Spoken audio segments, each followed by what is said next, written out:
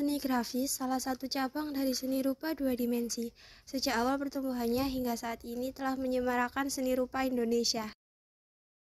Secara khusus, seni grafis telah mendampingi seni lukis yang telah tumbuh dan berkembang. Namun demikian, keberadaan dan perkembangannya tidak segemerlap seni lukis dalam beberapa periode. Pada perkembangan produk cetak reproduksi yang semakin canggih, sangat menarik secara rupa dalam harga yang terjangkau. Munculnya bentuk seni rupa baru instalasi performance art yang menarik perhatian orang lain. Dari penjelasan yang telah kami buat ini, diharapkan pelihat dapat melihat dan memahami lebih lanjut tentang 1. Pengertian seni grafis. 2. Sejarah seni grafis. 3. Fungsi seni grafis. 4. Karakteristik atau ciri-ciri seni grafis. 5. Jenis-jenis seni grafis. 6. Contoh seni grafis serta seniman penciptanya. Pengertian seni grafis. Grafis merupakan seni dua dimensi yang bisa diciptakan atau dibuat melalui teknik cetak. Seni ini menggunakan media kertas sebagai bentuk hasil karyanya. Karya seni grafis dapat ditemukan pada baliho, poster, dan lain sebagainya. Grafis berasal dari bahasa Yunani yaitu graben, yang berarti menulis atau menggambar, sedangkan dalam bahasa Inggris yaitu graph atau graphic yang artinya membuat tulisan atau lukisan yang dibuat dengan cara ditorehkan atau digoreskan. Beberapa seniman melakukan studi landscape di Indonesia untuk merekam eksotisme negara ini yang kemudian dituangkan dalam karya lukisan yang terkesan romantis. Teknik cetak seperti word engraving dan litografi pada masa itu, seni rupa barat sedang merayakan romantisme dengan kajian visualnya. Salah satu contoh karya word engraving yang dibuat untuk dokumentasi Belanda di Indonesia. Tahun 1970 sampai 1980 seni grafis hadir pertama ditunjukkan saat pameran. Akhir 1990-an konsep baru seni grafis yang diberi tajuk postmodernisme. Still Life Mohtar Apin salah satu karya grafis modern. Lahirnya performance art, instalasi dan media lainnya mengundang kontroversi pada saat booming.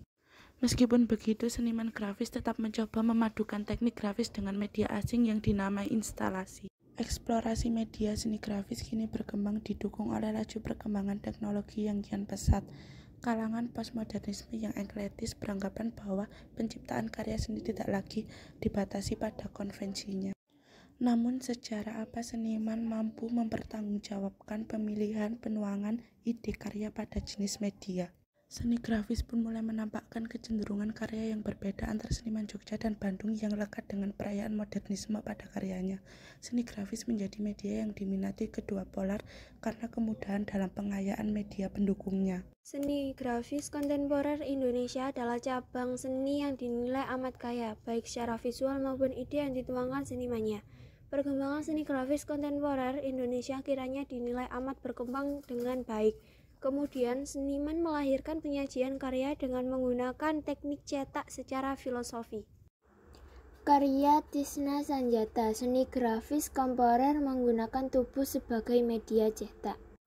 Dapat disimpulkan dari sedikit uraian di atas bahwa seni grafis Indonesia bukanlah cabang seni yang murahan pinggiran, namun dapat dipandang sebagai cabang seni yang melahirkan seniman yang memiliki kekasan baik dalam pemikiran maupun menunjukkan eksistensinya dalam memperkaya seni rupa Indonesia.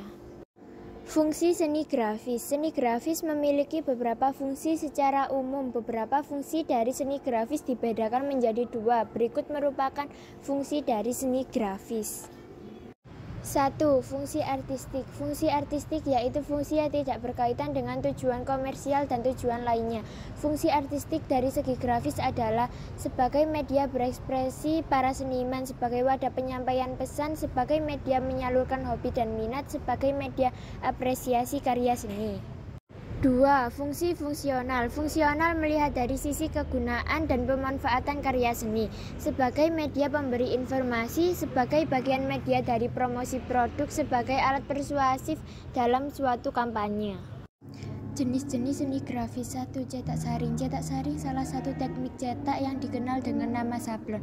Teknik yang digunakan pencetakan adalah menggunakan cetakan yang terbuat dari kasa atau screen yang bersifat elastis, lentur, dan halus. Biasanya digunakan di poster, spanduk, kaos, dan lain-lain.